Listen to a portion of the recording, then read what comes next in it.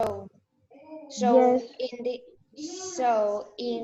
when we finish this thing, we are going to pass to India, to China. Yes, we're going to China. They want to move to China. That's. Teacher, in my Okay, opinion, so we And are in going China, to see the there were like European three trade. dynasties, three major dynasties, and we're gonna study one of those, the most important dynasty. Okay? teacher, because Yes. and China is the dynasty, is the empire that most things makes to the world, and the one that changed more the world. Yeah, that's it. That's it. Okay, guys, let's begin and let's try to conclude what we started on Monday. Let me see where were we? I think. What about this one? The rule in this one? I think it was Oh, after here. Ashoka became Buddhist. Yes, he became Buddhism. Yes, that's right. That's right, Gustavo and Torres. Okay. Okay. Luis, Ashoka, he converted into the Buddhism and then he changed the way he was because he was a warrior and he tried to conquer different places. So as soon as he converted into the Buddhism, he changed everything and like he says over here, he swore, que él juró, that he would not launch any more war of conquest. Okay. Now he became another person. He created a lot of hospitals and temples, and he embraced the Buddhism culture. Okay. Now let's move on. And then after Asoka died in 233 BC, the empire began to fall apart soon afterward. His sons fought each other for power, and invaders threatened the empire. Now the next dynasty that raised after Asoka's was the Guptas. The Gupta. It says, after the collapse of Mauryan Empire, this was the dynasty Mauryan Empire, the Mauryan dynasty, the Indian remained divided about 500 years. During that time, the Buddhism continued, prosper and spread in India, and so the popularity of Hinduism declined. Because these were the two most important religions in India, Buddhism and Hinduism. Remember, Buddhism, they don't believe in God, and Hinduism, they are polytheists. Now it says the new empire, the Gupta Empire. Eventually, however, a new dynasty was established in India, and it was the Gupta dynasty, which took over India around 220 under Guptas, the Guptas. India was again united, and it once again became prosperous. Now, this once again, they got together, all the country. Now, the first Gupta empire was Chandragupta the first. Chandragupta el primero. Chandragupta the first. Although the names are similar, it was not related to Chandragupta Mauryan. From his base in North India, Chandragupta's armies invade and conquer neighboring lands. Chandragupta was followed as emperor by his son, Samudragupta, a brilliant military leader that he continued his father's war, conquest, fighting battle against many neighboring people. Indian civilization flourished under the Gupta's rule. Floreció, se desarrolló mucho más la civilización hindú con esta dinastía de los Guptas. These rules were Hindu. Ellos eran hinduismo, entonces ellos promovieron el hinduismo y no promovieron el budismo. Entonces ya nuevamente toma fuerza el hinduismo. He became India's major religions. The Gupta kings built many Hindu temples, some of which became models for later Indian culture. They also promote revival of Hinduism writing and worship practice. Remember, the Hinduism, they are polytheists. Now, they also create a new society. It says in 375, Emperor Chandragupta II took the throne in India. Gupta society reached the highest point during his rule. Under Chandragupta II, the empire continued to grow, eventually stretching all the way across the north of India. The empire's economy strengthened, se fortaleció la economía, the people prospered, prosperó la gente. They created new works of art and literature. They also made significant advances in medicine, science, mathematics, and including numerical system. Okay? Now they create the castes. Ellos crearon la división social. Okay. Now, la visión, como ya lo hemos visto en el libro, es más o menos fue lo mismo. Los priests, los brahmins, los warriors or rulers, los kshatriyas, vaisyas, which are the traders and merchants, los sudras, que son unskilled people, unskilled workers, and the parias, that they do the job that nobody wanted to do, like cleaning and collecting all the garbage. Those are the parias, the untouchable.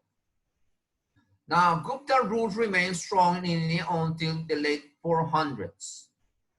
At that time, the Huns, now, it comes to the picture, this group of people, the Huns, a group from Central Asia, invaded India from the northwest. Their first attack drained the Gupta's empire and its power and wealth.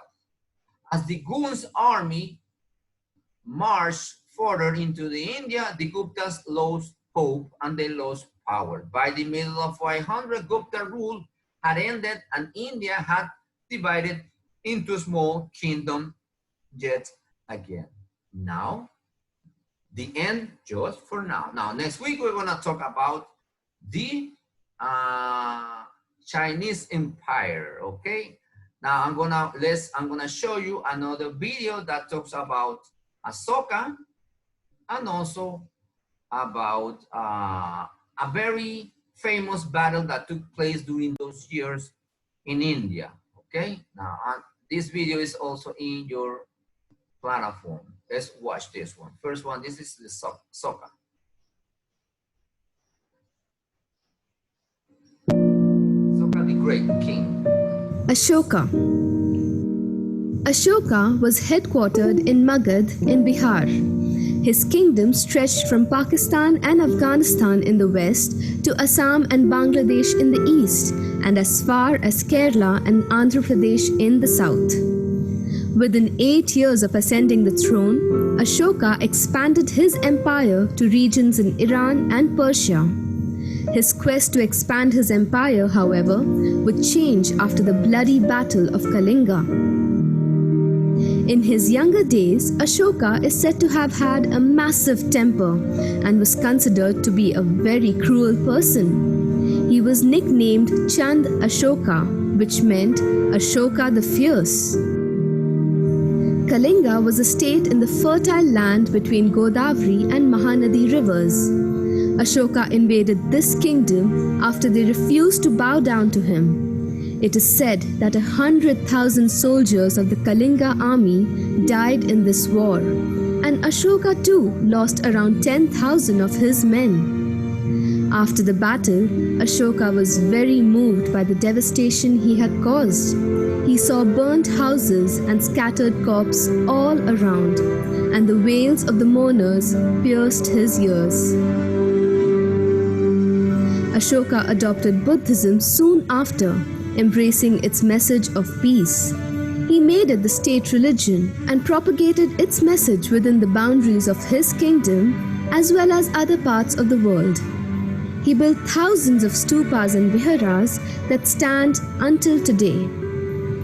During his reign, Ashoka built many universities, water transit and irrigation systems to promote trade and agriculture.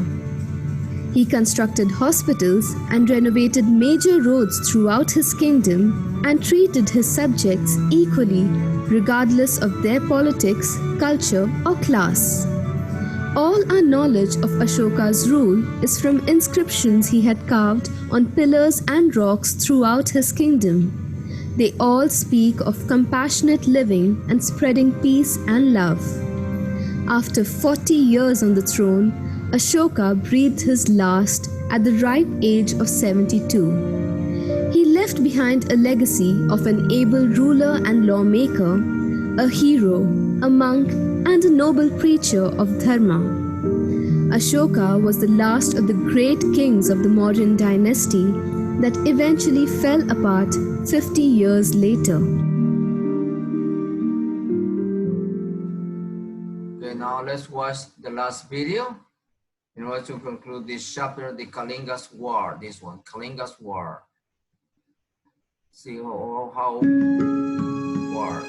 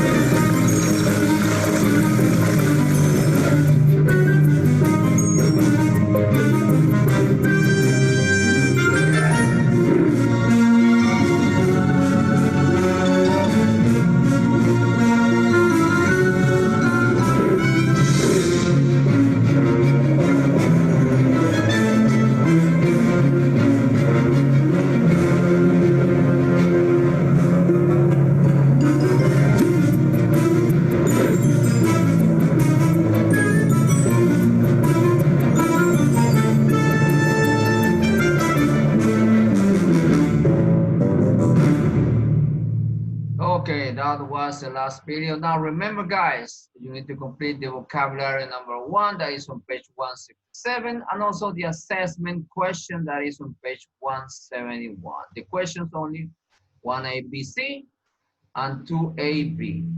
Okay guys, do you have any questions? Questions? Can No, we make teacher. today the assessment of China? Excuse me? Can we make today the assessment of China and What happened with what happened? can we make today the assessment of geography of Earth, China? I don't know what you mean. What do you mean?